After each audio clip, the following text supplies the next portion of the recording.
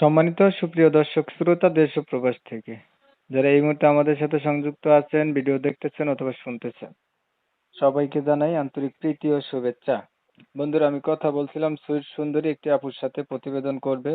কয়েকদিন আগে থেকেই যোগাযোগ করছে আমার সাথে। কেন আসলো প্রতিবেদনে বিস্তারিত ভিডিওতে থাকছে, আপনারা অবশ্যই ভিডিওটা কন্টিনিউ করবেন। আসসালামু আলাইকুম। ওয়ালাইকুম সালাম। সালাম আলাইকুম। ওয়ালাইকুম আসসালাম, ভালো আছেন?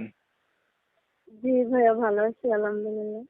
ভালো আছেন, ভালো থাকবেন, ভালো থাকাই কামনা করি। আপনি প্রতিবেদনে কেন আসছেন একটু শুনতে চাই, বলেন। আসছি ভাইয়া একটা মনের মানুষের জন্য, যে আমার পাশে থাকবে, সারা জীবন আমার দায়িত্ব নেবে, এরকম একটা মনের মানুষের জন্য আসছি। বললাম আসছি একটা মনের মানুষের জন্য। মনের মতন মানুষ পাইলে বিয়ের সাথে বসবো, যে আমার দায়িত্ব নেবে, আমার পাশে থাকবে, 5 ওয়াক্ত নামাজ পড়ার সুযোগ করে দেবে। আপনার আগে বিয়ে হয় নাই ভাই? না ভাইয়া, হয়নি। বর্তমানে পরিবারে আছে কে কে আপনার? বর্তমানে আম্মু আছে, ছোট একটা ভাই আছে, আমি আছি।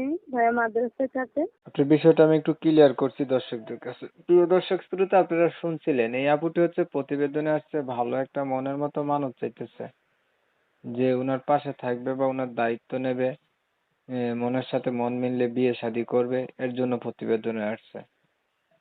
তো আমি আন্তরিকভাবে দুঃখ প্রকাশ করছি কমিউনিটি গাইডলাইনের কারণে, ইউটিউবের নিয়ম কানুন, নতুন আপডেট এগুলা মানতে গিয়ে ওনার নাম ঠিকানা আপনাদের মাঝে নিতে পারতেছি না। আপনারা হচ্ছে পরবর্তীতে ওনার কাছ থেকে অবশ্যই জেনে নেবেন। বিস্তারিত কিছু কথা আলাপ থাকছে, ভিডিওটা কন্টিনিউ করেন আপনারা। আপু, আপনার বর্তমান যে বয়স কত চলে? 18 ভাইয়া। পড়াশোনা কতটুকু করছেন? পড়াশোনা বেশি একটা করতে পারি নাই, 7 পর্যন্ত পড়ছি।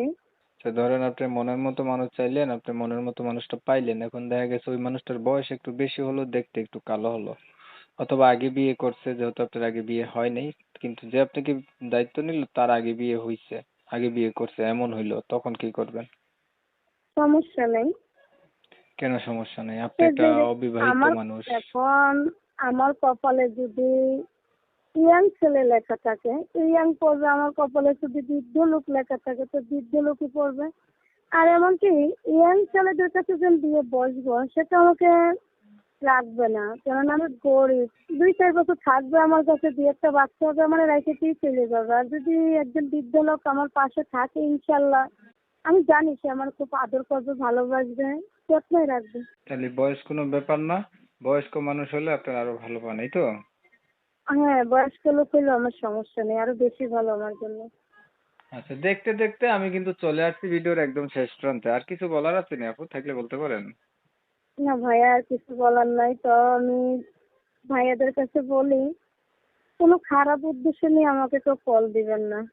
যদি পারেন আমাকে ভালোবাসতে সুন্দর মন দিয়ে, তো আমাকে কল দিয়েন, কথা বলেন, আমি অবশ্যই কথা বলবো।